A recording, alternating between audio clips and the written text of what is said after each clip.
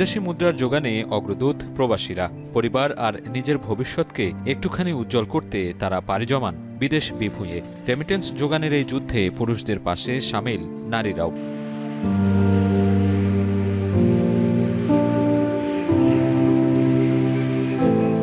তবে বিদেশের মাটিতে সবার ভাগ্য সুপ্রসন্ন হয় না। ভিন্ন বাস্তবতার মুখে অনেককেই দুঃসহ স্মৃতি নিয়ে শূন্য হাতে ফিরতে হয়।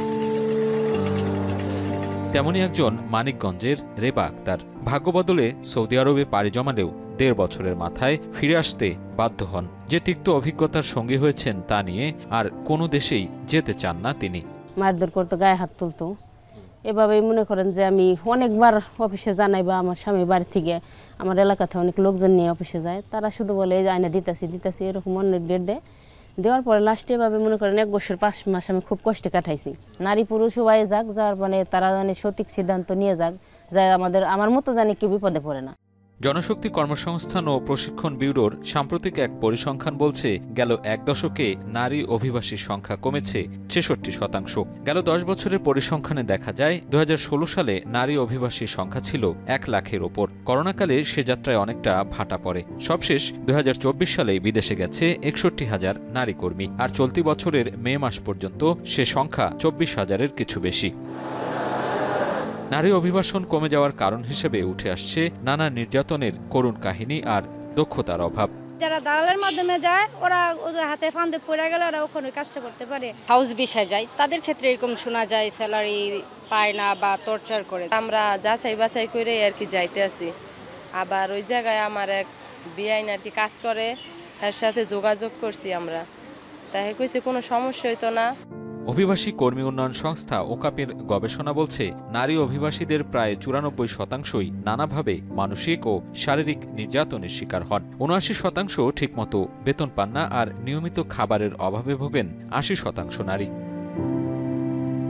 বিশ্লেষকরা বলছেন, পর্যাপ্ত দক্ষ ও প্রশিক্ষিত না হওয়ায় বিদেশে পিছিয়ে পড়ছে বাংলাদেশের নারী কর্মীরা। নারী অভিবাসনের সমস্যা সমাধানে লেবার উইংগুলোর সদিচ্ছার অভাব আছে বলেও জানান তারা। নারীরা নির্যাতিত হয় বিদেশে যে কর্মক্ষেত্রে, তার কারণে কিন্তু একটা নেগেটিভ ইমপ্রেশন আমাদের মধ্যে আছে। সৌদি আরব সহ আরবের বিভিন্ন দেশে যে কমপ্লেন মেকানিজম আছে, যে বিচার পাওয়ার যে স্ট্রাকচারগুলো আছে, সেখানে তাদেরকে প্রক্রিয়াগুলো আছে, সেখানে যে তাদেরকে হেল্প করা, তাদেরকে সেগুলো পাইয়ে দেওয়ার যে ব্যবস্থাগুলো, সেগুলো কিন্তু তারা সেখানে পায় নাই, বরং এই কারণে তাদেরকে ফেরত আসতে হয়েছে।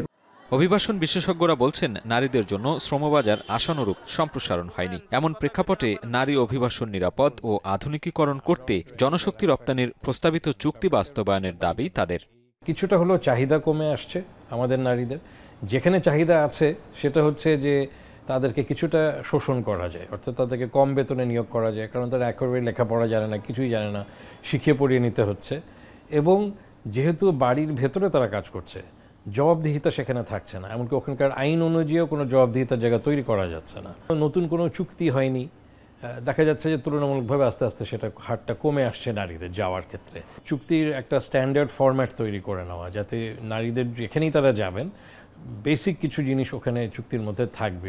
নারীর নিরাপদ অভিবাসন নিয়ে কি ভাবছে জনশক্তি কর্মসংস্থান ও প্রশিক্ষণ ব্যুরো জানতে চাইলে প্রতিষ্ঠানটির মহাপরিচালক ক্যামেরার সামনে কথা না বললেও জানান, নিরাপদ অভিবাসনে সর্বোচ্চ গুরুত্ব দিচ্ছেন তারা। সাজিদ আরাফাত, এখন, ঢাকা। ৪ গুণ শক্তিশালী এনজাইম ও অধিক ফেনা সমৃদ্ধ অরিক সিলভার ওয়াশ মাত্র ৭০ টাকায়।